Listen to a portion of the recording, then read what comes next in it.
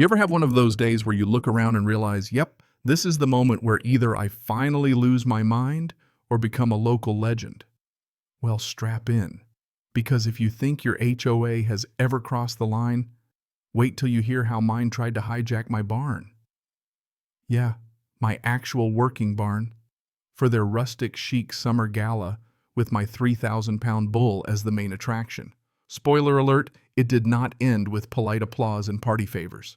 Let's just set the stage a bit. I've got 10 acres carved out of what used to be rolling country. Now it's mostly big homes, fancy driveways, and people who think a garden gnome counts as agricultural heritage. My barn isn't some Instagram backdrop. It's a real deal heavy-duty setup that I designed and built 5 years back right after retiring from a career as a large animal vet. So, yeah, that means my livestock isn't just a couple chickens and a goat. I'm talking about Baron Von Beefy, my purebred Charolais bull worth more than most of those McMansions that have popped up around me, gentle with me, but the size of a compact car and not to be messed with. The HOA, to be honest, was mostly background noise, just a carryover from when the land got parceled out decades ago, supposedly for road upkeep and making sure nobody painted their mailbox purple. Then Brenda Milkington showed up. She's the type you recognize on sight, always perfectly coiffed, always in something blindingly bright, and with a voice that can curdle milk. Her husband Gerald nice enough but perpetually confused, like he's never quite figured out if he's at a dinner party or a timeshare seminar. Brenda got herself installed as president the way only someone truly relentless can. She simply wore down the last guy till he retired out of self-preservation. And from the moment she sat in that chair, she started making it her mission to turn our little patch of earth into her personal kingdom. I got my first taste of Brenda's ambitions one afternoon when I found a glossy flyer stuck to my mailbox, something about the Rural Heritage Summer Gala this year at the charming Henderson barn. My barn. Not a call, not a knock, just this presumptuous bit of paper in a font that made my eyes hurt. I figured, okay, misprint. She wouldn't actually plan a party at my barn without asking, right? Oh, but Brenda is a force of nature. A week later, another flyer, this time with RSVP cards and a note in purple ink. Expect a full turnout. It's going to be fabulous. Still hadn't spoken a word to me. So now I'm moving from mildly annoyed to what the heck is happening. I called her up because you don't just let crazy like that simmer. Brenda, this is John Henderson from the old farmstead. My barn is not available for any gala. It's not a venue, it's a barn. It houses my livestock, including a 3,000-pound bull. She gave me that frozen silence, then sputtered something about flyers going out and people expecting an authentic country experience. I told her flat out, no, not happening.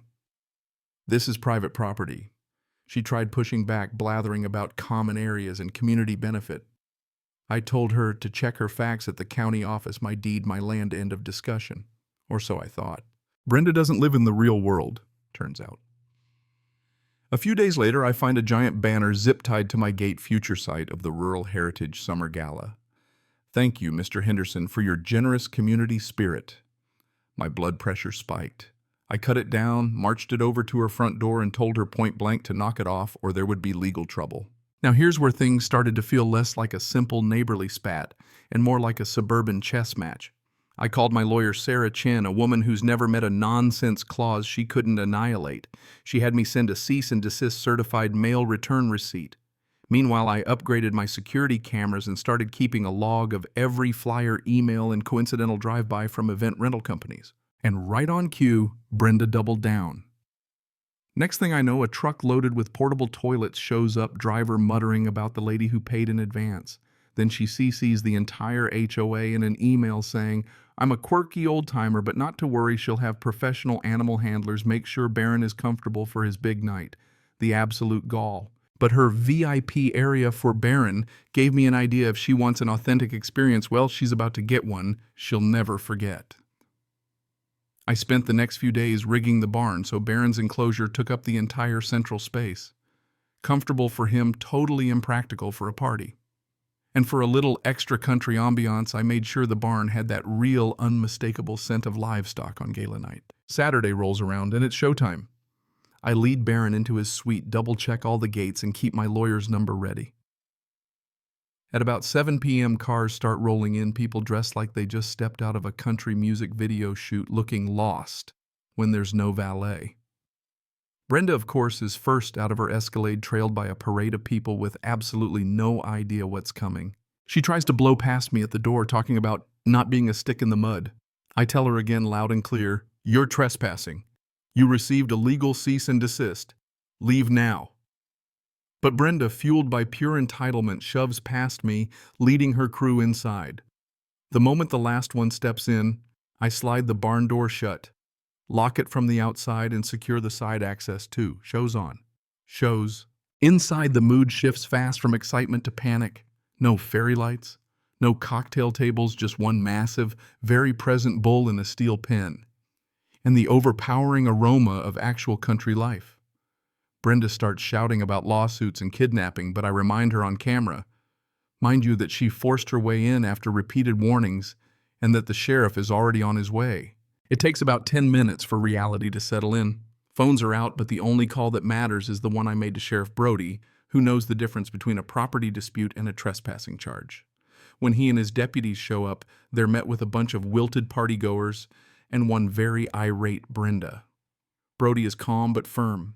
He's got my statement, the signed cease and desist security footage, and about 30 witnesses who just want to go home and shower. No arrests that night, but the deputies make it clear Brenda's looking at real charges. The next day, the HOA has an emergency Zoom and word spreads fast. Brenda resigns, personal reasons, and soon after the McMansion goes up for sale. Gerald never did figure out what hit him, poor guy. The best part, my barn stays my sanctuary. Barron becomes a local celebrity, and the new HOA board actually starts acting like a normal group of neighbors. Every so often, someone stops by, asks to take a picture of Barron the bull that broke Brenda. And I just smile, knowing that sometimes the simplest revenge is letting nature and a little bit of common sense do the work. So if you're ever facing your own Brenda, remember, know your rights, document everything, and don't be afraid to let a 3,000-pound bull make your point. Now, I want to hear from you. What's the wildest HOA story you've seen? Was I right to fight back, or did I go too far? Drop your thoughts below, because I'm dying to know where folks stand when it comes to justice, property, and a little rural payback.